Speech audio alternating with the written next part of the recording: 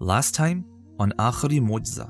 وہ تو انبیاء تھے، وہ تو شہداء تھے، وہ تو صدیقین تھے، وہ تو صالحین تھے، ہم تو وہ نہیں ہیں. یہاں کہا ان کا راستہ بتائیں جن کے لیے آپ نے آسانیاں کی.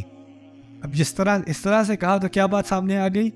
میرے لیے بھی آسانی کر سکتا ہے، ان کے لیے کی تو میرے لیے بھی کر سکتے ہیں. ایسا راستہ بتائیں کہ جب میں اس راستے پر چلوں، ایک دو قدم چلوں تو آگے آسانی کہاں سے آئے گی؟ اللہ کی طرف سے. ان کا مطلب کیا تھا؟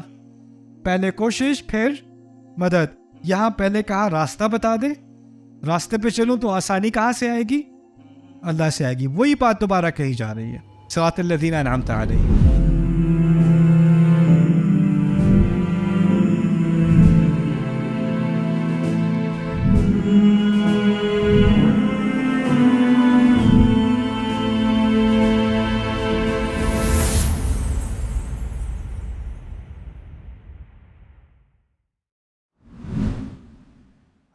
یہ بھی بہت اہم ہے، من کے بجائے الذین کا استعمال. بس کسی کا راستہ دکھا دیں. من ہوتا ہے کوئی بھی، الذین ہوتا ہے خاص وہ لوگ. یعنی اللہ تعالیٰ نے بہت خواص الخواص کا ذکر قرآن میں کیا ہے.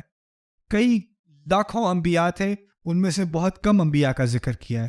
اور ان انبیاء کی کئی لمبی زندگیاں تھیں، جیسے 950 سال نوح علیہ السلام کے، لیکن ان کی زندگی کے کچھ لمحات کو لے کر قرآن نے اپنے اندر درج کیا ہے.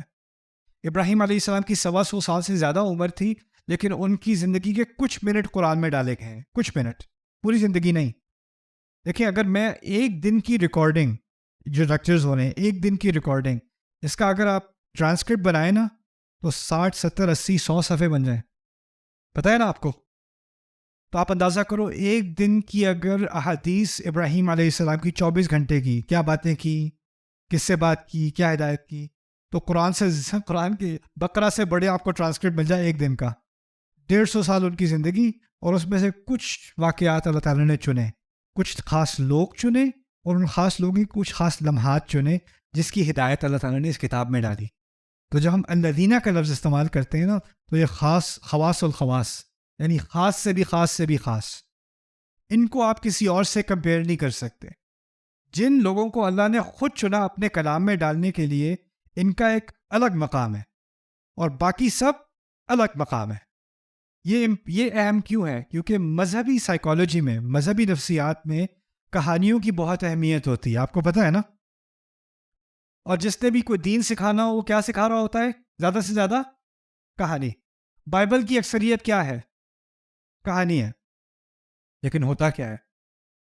کچھ کہانیاں ہم بتاتے ہیں لوگوں کو انسپائر کرنے کے لیے، اور کچھ کہانیاں اللہ بتاتا ہے انسانیت کو ہدایت دینے کے لیے. لیکن ہمارے دماغ میں آتا ہے کہانی لوگوں کو بڑی اچھی لگتی ہے، تو ہم ساری کہانیوں کو ایک ہی درجے میں بس کہانیاں بنا کے بتا دیتے ہیں. تو ہوتا کیا ہے کہ عام سننے والے کے ذہن میں جس قصے کو اللہ نے چنا، اور جس قصے کو کسی خطیب نے چنا، یا جس واقعے کو اس نے اہم سمجھا، اس کی کوئی تمیز نہیں رہتی. یہ سب قصے ہی قصے ہیں. فلانے کا قصہ ایک ہی درجے کا ہے. ایک ہی درجے کا کیسے ہو سکتا ہے؟ کسی مورخ نے کوئی چیز ریکارڈ کی اور اللہ نے کوئی چیز ریکارڈ کی، کبھی آپ اس کو کمپیئر کر سکتے ہو؟ نہیں. لیکن ہمارے نیریٹو میں جب آپ دین کے بارے میں بات کرتے ہیں، جب آپ دین کے بارے میں سیکھتے ہیں، بچپن سے آپ دین کے بارے میں سنتے آ رہے ہو، آپ نے کئی واقعات سنے ہیں، اور اس میں سے بہت سارے واقعات قرآن سے ہیں، اور بہت سارے واقعات قرآن سے نہیں ہیں. لیکن جب وہ بتائے جاتے ہیں تو آپ کو لگتا ہے کہ یہ بس ایک ہی درجے کی بات ہو رہی ہے. سمجھ رہے بات؟ تو جو الذین میں اس بات کی طرف اشارہ کیا جا رہا ہے، جو قرآن میں بات مذکور ہے نا، اس کا ایک خاص مقام ہے. یہ کوئی ایسے ہی کوئی شخصیات نہیں ہے، یہ ایسے ہی کوئی لوگ نہیں ہیں. صراط من انعمت علیہم، نہیں، صراط الذین انعمت علیہم. اچھا آگے یہ بھی ابھی ہم نے مانگا کیا تھا اللہ تعالیٰ سے اس سے پہلے؟ اہدنا، رائٹ، ہدایت دیں. تو توقع یہ تھی ہمیں سیدھا راستہ دکھائیں، اس کی ہدایت دیں. ان کا راستہ جن کو آپ پہلے بھی ہدایت دے چکے. ہدایت ہی تو مانگی تھی، تو ہدایت یافتہ لوگوں کے بارے میں بات کرنی چاہیے تھی. لیکن ہدایت کے لفظ استعمال کرنے کے بجائے کیا لفظ استعمال کیا؟ انعام. یعنی ایک تبدیلی لائی گئی ہے کلام کے اندر. اس کو بھی نوٹ کرنے کی ضرورت ہے. صراط الذین ہدیتہم کے بجائے صراط الذین انعمت علیہم. اس سے کیا فرق پڑتا ہے؟ فرق یہ پڑتا ہے کہ ہدایت جو ہے یہ اللہ تعالیٰ نے تو ہم نے تو مانگ لی، لیکن اب ہمیں پتہ چلا کہ اصل ہدایت صرف وہی فالو کر سکتا ہے جس کو آخر میں اللہ تعالیٰ کی طرف سے مدد آئے، اللہ تعالیٰ کی طرف سے آسانی آئے. صرف ہدایت مل جانا کافی نہیں ہے، اللہ تعالیٰ کی طرف سے آسانی بھی آنی ضروری ہے. یہ تحفہ بہت لازمی ہے ہم سب کے لیے. اوکے یہ ہو چکا. Okay now I get to the fun part. ظاہر کرنے کی جگہ پر خفی رکھنا. کہتے ہیں عربی میں کہتے ہیں الاضمار فی مقام الاظہار. کسی کا نام نہیں لیا گیا. جن لوگوں پر انعام کیا، جن لوگوں پر انعام کیا. بتایا ہے کون لوگ ہیں؟ یہ نہیں بتایا نا. یعنی یہ مقام ایسا تھا کہ شاید بتانے کا مقام تھا لیکن جان بوجھ کر چھپایا گیا ہے. ظاہر کرنے کا مقام تھا لیکن خفی رکھا گیا. بات سمجھ میں آئی؟ خفی رکھنے سے کیا ہوتا ہے؟ اگر میں آپ کو نہ بتاؤں ذہن میں کیا سوال آتا ہے؟ یہ لوگ کون ہیں؟ کون لوگ ہیں یہ سوال ذہن میں لانا ضروری تھا، کیونکہ جب یہ سوال ذہن میں آئے گا تو انسان اس کی تلاش میں نکلے گا. جب اس کی تلاش میں نکلے گا تو اس کو ہدایت ملے گی. اللہ تعالیٰ اس صورت کے اندر ہی ہمیں سوال دل میں ڈال رہے ہیں ہمارے انعمت علیہم کے ذریعے. یہ کون لوگ ہیں؟ کیا کیا تھا؟ کیسے آسانی آئی تھی؟ صرف نام کافی نہیں رہا. پھر دوسری بات، اگر کہا ہوتا صراط ابراہیم، مثال کے طور پہ ابراہیم علیہ السلام کا راستہ. آپ کو معلوم ہے اس سے پہلے، قرآن کے آنے سے پہلے ابراہیم علیہ السلام مشہور تھے. آپ کو اس بات کا علم ہے؟ ہونا چاہیے. ابراہیم علیہ السلام بہت مشہور تھے. عیسائی سارے ان کو جانتے تھے، یہودی جانتے تھے، عرب کے قریش جانتے تھے. وہ کہتے تھے یہ ابراہیم کا گھر ہے، ابراہیم اسماعیل کا گھر ہے، وہ بھی مانتے تھے. لیکن ہر ایک کے دماغ میں ایک اور ابراہیم تھا. یہودیوں کا ابراہیم کوئی اور، عیسائیوں کا ابراہیم کوئی اور مشرکین عرب کا ابراہیم کوئی اور. اگر آپ ابراہیم علیہ السلام کی حیات کو پڑھیں بائبل کے اندر، آپ کو نہیں لگے گا کہ آپ ابراہیم کے بارے میں پڑھ رہے ہو. وہ کوئی اور ہی شخص ہے. اگر یہاں ابراہیم کہا ہوتا جس کے ذہن میں ابھی تک کس کا کانسیپٹ ہے؟ پرانی ابراہیم کے قصے کا، جو بگڑی ہوئی شکل ہے ابراہیم علیہ السلام کے قصے کی. یہاں اس بات کو چھپایا گیا کیونکہ اب ابراہیم علیہ السلام کو اس طرح سے انٹروڈیوس کیا جائے گا جیسے کہ یہ ایک ایسی شخصیت ہے جس کے بارے میں نام تو رہ گیا لیکن باقی ساری حقیقتیں بھلا دی گئیں. اصحاب الکہف کا قصہ آپ جانتے ہیں، ہے نا؟ اصحاب الکہف قرآن کے آنے سے 150 یا 125 سال پہلے بہت مشہور رہے تھے، بہت زیادہ مشہور. پتہ کس لیے مشہور تھے؟ عیسائیت کے ذریعے. عیسائی ان کو پادری مانتے تھے. ان کے نام پر پورا کنیسہ بنا تھا، پورا چرچ بنا تھا. اس چرچ میں ہر سال فیسٹیول آف دا 7 سینٹس یعنی 7 پیروں کی عید منائی جاتی تھی. پوری پینٹنگ بنی ہوئی تھی، 7 لوگ غار کے اندر سو رہے ہیں کتے کے ساتھ، اور ان کو کہا گیا کہ یہ باہر نکلے اور انہوں نے سب کو عیسیٰ علیہ السلام کی عبادت کی دعوت دی. اس لیے بڑے مانے گئے تھے یہ اصحاب الکہف. اصحاب الکہف کے بارے میں قرآن میں پوچھا گیا کہ نہیں؟ اور جب قرآن نے اس بات کا جواب دیا تو واقعی جو قصہ ہوا تھا وہ بیان کیا کہ نہیں؟ اگر اصحاب الکہف شروع میں کہا ہوتا تو کسی کے ذہن میں اصلی قصہ ہوتا یا وہ جھوٹا قصہ ہوتا؟ جھوٹا قصہ. ابراہیم کا جھوٹا قصہ، موسیٰ کا جھوٹا قصہ، عیسیٰ کا جھوٹا قصہ. جھوٹے قصے تو سارے موجود تھے، اصلی قصہ تو قرآن نے آ کے بتایا ہے. اسی لیے یہاں پر بات کو چھپایا گیا ہے، اور جب ظاہر کیا گیا ہے تو یہاں تک کہ بنی اسرائیل کے اور عیسائیوں کے علماء بھی حیران رہ گئے. ہم تقریباً انتہا تک پہنچ گئے الحمدللہ. جو اصل معجزہ ہے نا سورۃ الفاتحہ کا، وہ آخر میں آ رہا ہے. غیر المغضوب علیہم ولا الضالین، غضب کا مستحق ہونے والے اور گمراہ میں فرق. اسی طرح ترجمہ کرتے ہیں اردو میں کیسے کرتے ہیں غیر المغضوب علیہم؟ عام ترجمہ کیا ہوتا ہے؟ نہ ان کا جو جس پر اللہ نے غضب کیا، یہ عام ترجمہ ہے. ہاں، اور نہ جو بھٹکے ہوئے تھے. ٹھیک ہے. اچھا, جن پر اللہ نے غضب کیا, اللہ کا لفظ یہاں ہے نہیں, المغضوب علیہم. غضب جس پر کیا جائے اس کو مغضوب علیہ کہتے ہیں.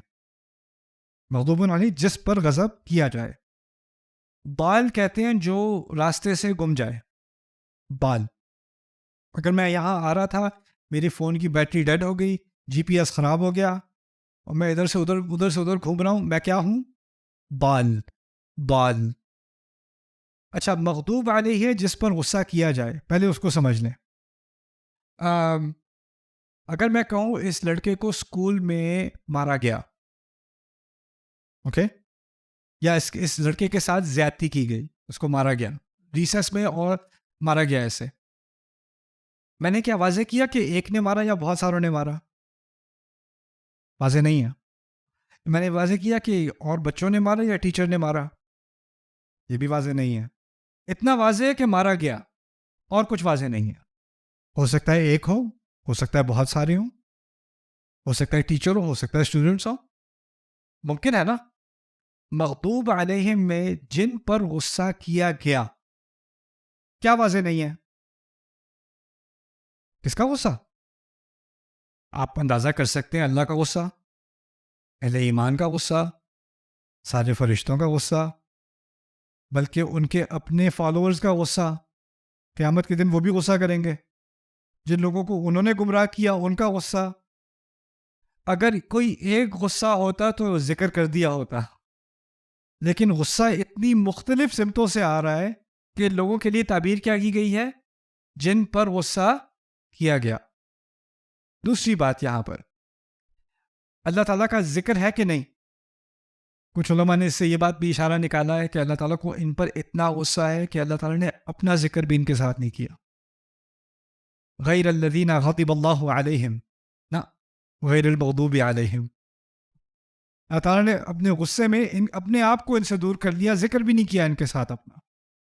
لیکن پھر بھی یہ بات واضح نہیں ہوتی کہ جس پر غصہ کیا جائے اور جو بھٹکا ہوا ہو, گمراہ ہو, اس میں فرق کیا ہے؟ میں اب چھوٹی سی مثال سے آپ کو سمجھاتا ہوں. میرے دو جو بیٹے تھے جب چھوٹے تھے, عماد بڑا اور ولید چھوٹا, تو عماد سے میں نے کہا بیٹا یہ کوکیز جو ہے نا یہ نہیں کھانا, میں ذرا جا رہا ہوں 5 منٹ میں واپس آتا ہوں. ولید اوپر تھا, عماد کچن میں تھا. میں نے عماد سے کہا بیٹا تم کوکیز نہیں کھانا, اور ولید بھی نہیں کھائے گا. اچھا میں بھی 5 منٹ میں آتا ہوں. اچھا میں گیا, 5 منٹ واپس آیا, دونوں بیٹھے کھا رہے ہیں. غصہ مجھے کس پہ آئے گا؟ ولید پہ یا عماد پہ؟ کیوں؟ کیونکہ ولید بھٹکا ہوا ہے, لیکن عماد غصے کا مستحق ہے. کیوں؟ کیونکہ عماد کے پاس علم تھا. اگر کسی کو پتا ہو اور پتا ہونے کے باوجود غلط حرکت کرے تو اس پہ کیا آتا ہے؟ غصہ آتا ہے. ایک اسٹوڈنٹ ہے جو اس نے کلاس مس کر دی, ایگزام سے ایک دن پہلے بیمار ہو گیا, کلاس مس کر دی. باقی اسٹوڈنٹ آ گئے کلاس میں, میں نے باقی اسٹوڈنٹ سے کہا دیکھو کل فائنل ایگزام ہے, یہ لوگ کاپی فائنل ایگزام کی, یہ لوگ کاپی سارے جوابوں کی, 100 لینے ہیں کل سب نے. اس کے باوجود 2 لوگ فیل ہو گئے, ایک جو وہاں تھا اور ایک جو بیمار تھا. غصہ کس پہ آئے گا مجھے؟ جو بیمار تھا ہوگا سر مجھے تو پتا بھی نہیں تھا, میں تو بھٹکا ہوا تھا. اور جو تھا وہاں پہ, یار تو میں نے جواب بھی دے دیے, سوال بھی دے دیے, جواب بھی دے دیے, تم کیسے فیل ہو گئے؟ تمہارے پاس کیا بہانہ ہے؟ کیا عذر ہے تمہارے پاس؟ جس کے پاس کوئی عذر ہی نہیں رہا اس پہ کیا ہوگا؟ غصہ. غیر المغضوب علیہم سے ان لوگوں کی بات کی طرف اشارہ کیا جا رہا ہے جن کے پاس علم بھی ہو, وہ جانتے بھی ہوں کیا صحیح ہے کیا غلط ہے, وہ جانتے بھی ہوں سیدھا راستہ کیا ہے, وہ جانتے بھی ہوں کیا کرنا چاہیے کیا نہیں کرنا چاہیے, اور جاننے کے باوجود پھر بھی کرتے رہتے ہیں. علم ہے عمل نہیں ہے, علم کے باوجود عمل نہ ہونا. المغضوب علیہم. اب سمجھ میں آئے گا رسول صلی اللہ علیہ وسلم ان کی مثال یہود سے کیوں دی تھی, کیونکہ یہود کے بارے میں قرآن نے بار بار کیا کہا ہے؟ ان کے پاس بہت علم ہے, علم ہے. لیکن یہاں یہود کیوں نہیں کہا؟ یہودی کہتے تھے غیر الیہود ولا النصارى, کیونکہ یہ اصل میں یہود اس کی مثال ہے, مثال ہے. قرآنی یہود, تمام یہود نہیں, قرآن میں اچھے یہود کا بھی ذکر ہے. قرآن میں جو مثال دی جاتی ہے ان لوگوں کی جو جانتے بوجھتے غلط کرتے ہیں، تب ان کی مثال یہود کی مثال دی جاتی ہے. لیکن کیا یہ ممکن ہے کہ کوئی مسلمان جاننے کے باوجود غلط حرکت کرے؟ کیا پھر یہ ممکن ہے کہ وہ المغضوب علیہم میں شامل ہو سکتا ہے؟ اور اگر یہ واقعی یہود ہوتے تو دعا یہ ہوتی، یا اللہ ہمیں سیدھا راستہ دکھا، ہمیں یہودی نہ بنا دینا. اس کی کوئی تک بنتی ہے؟ کچھ سینس نہیں بنتی. یہودی تو ویسے بھی آپ کو ایکسیپٹ نہیں کریں گے، وہ تو جینیٹک ریلیجن ہے. اس میں تو اگر آپ کی نسل نہیں چلی آ رہی تو آپ اس میں شامل بھی نہیں ہو سکتے، اور اس میں شامل ہونا کون چاہتا ہے؟ تو اگر آپ دعا مانگو گے تو دعا ایسی چیز سے مانگو گے جس کا خطرہ آپ کو ہے. ان کے راستے، یعنی ایسے راستے پر نہ بھٹکوں میں جس میں جانتا بھی ہوں اور پھر بھی غلط کروں، المغضوب علیہم. اور دوسری طرف ایک اور برا راستہ بھی ہے، وہ کیا ہے؟ ولا الضالین. اور ضالین کیا ہے؟ بھٹکے ہوئے. یعنی میری نیت صاف ہے، میں اچھا کرنا چاہتا ہوں، میں صحیح کام کرنا چاہتا ہوں، لیکن میرے پاس کیا نہیں ہے؟ علم نہیں ہے. ایک ہے علم تو ہے، عمل نہیں ہے. علم ہے، عمل غلط ہے. دوسرے کا عمل غلط ہے کیونکہ علم نہیں ہے. دونوں طرف سے مجھے خطرہ ہے. اب ہم لوگ کیا کرتے ہیں؟ نہیں میں کوئی تم میں سے کوئی ہوگا لڑکا کہے گا چلو یار وہ ایک لیکچر ہے چلتے ہیں. کیا بات ہو رہی ہے؟ قرآن کے بارے میں. نہیں ایک دفعہ پتہ چل گیا پھر ذمہ داری ہو جاتی ہے. بہتر ہے کہ میں پتہ نہ ہی کروں. علم نہ ہو تو پھر مجھے بھٹکا ہی رہنے دو، کم از کم ایکسکیوز تو ہے نا، کیونکہ ایک دفعہ علم آ گیا تو مغضوب علیہم ہو جاؤں گا. میں ضالین ہی خوش ہوں. فاتحہ میں کہا ہے نہ تم بچو گے المغضوب علیہم ہونے سے، نہ بچو گے ضالین ہونے سے. یہ ذہن میں بات ہوتی ہے، اگر نہ سیکھو تو بچ جاؤں گا. ضالین نہیں مجھے نہیں بتاؤ. اور ہمارے ہاں تو اب ضالین کا ایک کلچر بن چکا ہے. اب تو یہ کہہ دیا آپ قرآن سیکھ ہی نہیں سکتے، آپ کو عالم ہو گیا، آپ سیکھو گے قرآن. قرآن علماء کے لیے ہوتا ہے، خود سیکھو گے تو کیا ہوگا؟ بھٹک جاؤ گے. فاتحہ نہیں پڑھی، واقعی نہیں پڑھی. جو قرآن جنات سن کے گزر رہے تھے، سن کے مسلمان ہو گئے، وہ تم نہیں سن سکتے، تم گمراہ ہو جاؤ گے. جو قرآن عیسائی رسول صلی اللہ علیہ وسلم کو قرات سن کے مسلمان ہو گئے، جو ساری زندگی مشرک عمر بن خطاب تھے، قرآن کو کعبے کے نزدیک سن کے وہ دل ہل گیا ان کا، تم نہیں سن، تم گمراہ ہو جاؤ گے. ان کے لیے ہدایت تھی، وہ تمہارے لیے تھوڑی. وہ تو گریجویٹ تھے نا کسی عالمی انسٹیٹیوٹ سے. کیا نان سینس ہے یہ؟ یہ کیسے تمام انسانیت کے لیے پیغام ہو سکتا ہے اگر آپ اس کو ایکسیس نہیں کر سکتے؟ قرآن کا تدبر، قرآن کا صحیح فہم، اس کے لیے علمی غوطہ لگانا پڑے گا، اس میں کوئی شک نہیں. اس کے لیے علماء کی ضرورت ہے، اس میں کوئی شک نہیں. لیکن یہ کہنا کہ قرآن کو کوئی پڑھ ہی نہیں سکتا کسی عالم بنے بغیر، زیادتی ہے. قرآن کے ساتھ بہت بڑی زیادتی ہے. پیغام تمام انسانیت کے لیے آیا تھا، کسی مدرسے کے گریجویٹس کے لیے نہیں آیا تھا. ان گریجویٹس کا مقصد کیا تھا؟ گریجویٹ ہو کے باقی لوگوں کے لیے قرآن کو آسان بنانا، ایکسیسیبل بنانا، ایکسکلوسیو نہیں بنانا. تو یہاں غیر المغضوب علیہم ولا الضالین میں دونوں طرف علم اور عمل، اور عمل اور علم دونوں کی طرف اشارہ ہو گیا. اوکے ناؤ ایک اور بات، فعل اور اسم والی بات آخری دفعہ. فعل ہمیشہ کے لیے ہوتا ہے کہ کبھی کبھی ہوتا ہے؟ اور اسم کب ہوتا ہے؟ ہاں، جن پر انعام کیا، ان کا راستہ جن پر انعام کیا، فعل ہے یا اسم ہے؟ اور کس صیغے میں ہے؟ ماضی میں، جن پر انعام کیا. لیکن غضب کے مستحق اور بھٹکے ہوئے کیا ہے؟ اسم ہے. دونوں اسم ہے. اسم کے بارے میں ہم نے کیا سیکھا تھا؟ نہ اس کا ماضی ہے، نہ حال ہے، نہ مستقبل ہے. یعنی یہ خطرہ ایسے لوگ ہر دور میں ہوں گے. انعمت علیہم صرف ماضی میں ہے، لیکن المغضوب علیہم ماضی میں بھی تھے، حال میں بھی ہیں اور مستقبل میں بھی ہوں گے. اسی طرح الضالین ماضی میں بھی تھے، حال میں بھی ہیں اور مستقبل میں بھی ہوں گے. یہ ہمیشہ کا مسئلہ ہے، اسی لیے پوچھا گیا ہے. اسی لیے ہم مانگ رہے یا اللہ یہ میرے اندر دو خطرات ہیں، یا میں اس غلط راستے پہ نکل جاؤں گا یا میں اس غلط راستے پہ نکل جاؤں گا. غیر المغضوب علیہم ولا الضالین. اوکے، یہ بھی عجیب بات کی اللہ تعالیٰ نے. غصہ کسی اور کی طرف سے ہو رہا ہے، لیکن گمراہی میں یہ نہیں کہا جو گمراہ کر دیے گئے، کہا جو گمراہ ہوئے. جب گمراہ ہوئے اس کا مطلب پتہ ہے کیا ہے؟ وہ خود ذمہ دار ہیں. آپ خود ذمہ دار. آپ یہ نہیں کہہ سکتے مجھے کسی نے گمراہ کر دیا تھا اس لیے میں گمراہ ہو گیا. وہ ہوتا مضلین، اور لفظ عربی کا. ضالین ہے، آپ خود گمراہ ہوئے ہو، آپ کی خود ذمہ داری ہے. آپ کو اب علم کی ایکسیس تھی، آپ نے خود ہی چوائس کی، آپ نے خود ہی اختیار کیا کہ آپ نے نہیں سیکھنا. Okay okay. ایکچولی ایک چھوٹی سی بات میں کر دوں پھر یہ توازن کی طرف آئیں گے. بہت خوبصورت بات ہے. عربی زبان میں اس طرح ہم کہتے ہیں نا، نہ میں نے کھانا کھانا ہے نہ میں نے پانی پینا ہے. نہ اور نہ تو میں یہ کروں گا نہ میں وہ کروں گا. تو ہم نہ اور نہ کا لفظ استعمال کرتے ہیں. انگلش میں ہم کہتے ہیں neither will I drink nor will I eat. neither nor, right? neither nor. اور اردو میں کہتے ہیں نہ اور نہ. عربی میں کہتے ہیں لا ولا، لا هذا ولا هذا. یا کہتے ہیں ما ولا، ما هذا ولا هذا. یا کہتے ہیں لیس ولا، لیس هذا ولا هذا. یا کہتے ہیں غیر و او، غیر هذا او هذا. مختلف سٹائلز ہیں، لا ولا، ما ولا، لیس ولا، غیر و او. فاتحہ میں ان میں سے کوئی بھی نہیں ہے. کیا ہے؟ غیر المغضوب علیہم و غیر ولا. دو الفاظ استعمال ہوئے، غیر اور لا. اب یہ کیوں اہم ہے؟ کیونکہ پورے عربی کے لٹریچر میں، ہزاروں سال کے شعر میں، پورے احادیث کے ذخیرے میں،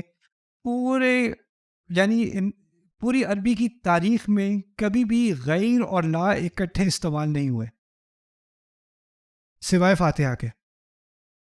غیر المغضوب علیہم ولا الضالین. اس کی کیا اہمیت ہے؟ باسم سائح نے ایک کتاب لکھی تھی، کیونکہ پی ایچ ڈی تھیسس ان کا تھا کہ قرآن کا جو سٹائل ہے نا اس میں اور حدیث کے سٹائل میں کیا فرق ہے. کیونکہ مغربی ذہن کیا کہتا ہے کہ یہ دونوں ایک ہی انسان کے منہ سے نکلنے والے الفاظ ہیں. ان کے ہاں یہ تمیز نہیں ہے کہ ایک اللہ کا کلام ہے اور ایک نبی کا کلام ہے. ان کے ہاں کیا ہے؟ یہ سب محمد کا کلام ہے. وہ تو صلی اللہ علیہ وسلم نہیں کہیں گے نا. یہ تو ایک ہی الفاظ ہیں، ایک ہی انسان کے الفاظ ہیں. اور جب ایک ہی انسان بول رہا ہوتا ہے تو اس کا ایک سپیچ پیٹرن ہوتا ہے. میرے بولنے کا ایک خاص طریقہ ہے، کچھ اسلوب ہے میرا، وہ میں بار بار استعمال کرتا ہوں. آپ کا بھی یہ کچھ اسلوب ہے، اس کو آپ بار بار استعمال کرتے ہو. تو اگر آپ میرے ہزاروں لیکچر سنو تو آپ کو میرے بولنے کا ایک پیٹرن سمجھ میں آ جائے گا. میں ایک طریقے سے، ایک سٹائل سے میں بات کرتا ہوں. وہ ایک دائرہ ہوتا ہے، اس سے باہر انسان کا نکلنا بڑا مشکل ہو جاتا ہے. اس کی میں ایک اور آپ کو مثال دیتا ہوں. فرض کریں آپ کے بچے نے جو ہے وہ شکوہ اور جواب شکوہ یاد کر لی آپ کو بتائے بغیر، اور صبح ناشتے میں بیٹھ کے میں بھی کوئی گن ہوں کہ خاموش رہوں وہ شروع ہو جائے صبح. آپ کو فوراً اندازہ ہو جائے گا کہ میرے بچے کا کلام نہیں ہے. ہوگا کہ نہیں؟ میرے بچے انگلش بولتے ہیں، وہ رات کو ابراہیم لنکن کی سپیچ یاد کر کے صبح وہ ناشتے کی ٹیبل میں بیٹھ کے ابراہیم لنکن کی سپیچ بولنی شروع کر دیں. مجھے پتا ہوگا کہ اس کا کلام نہیں ہے.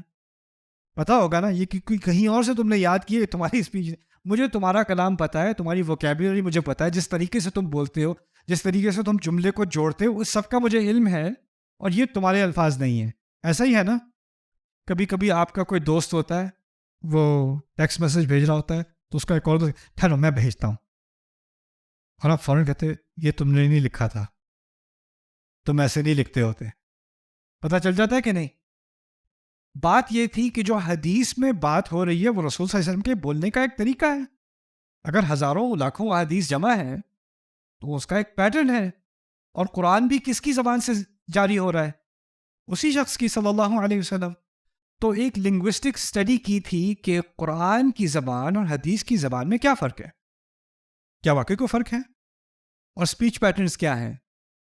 تو اس میں انہوں نے تقریباً 300 مثالیں نکالیں کہ قرآن کی جو اسپیچ پیٹرن ہے وہ حدیث 2 مختلف اسپیکرز ہیں. واضح ویسٹرن اکیڈمک، یہ کوئی اسلامی کتاب نہیں تھی، ویسٹرن اکیڈمک PhD تھی اس طرح کہ جو 2 اسپیکرز ہیں وہ بالکل ایک دوسرے سے الگ الگ ہیں. اور پھر یہ ظاہر کیا کہ جو قرآن کا جو اسپیکر ہے اس کو وہ اللہ تھوڑی کہیں گے، وہ اللہ مانتے نہیں ہیں، اکیڈمک کتاب تھی.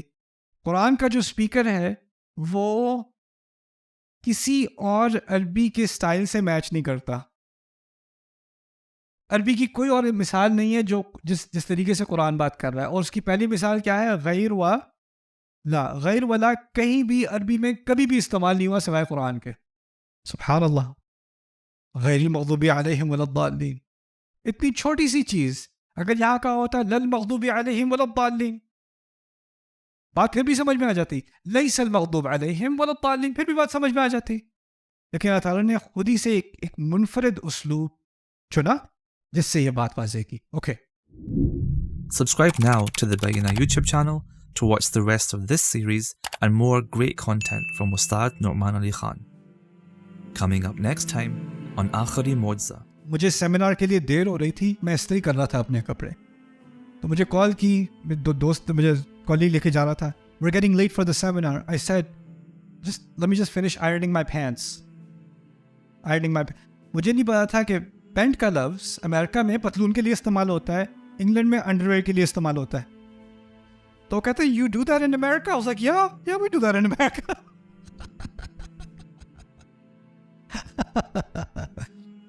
لہجے کی بات میں اس لیے کر رہا ہوں کہ عرب ممالک میں ہر ملک میں بلکہ ہر گاؤں میں اس کا اپنا کیا ہے؟ لہجہ ہے. جیسے اردو زبان یا پنجابی زبان، پنجابی کے بھی مختلف لہجات ہیں.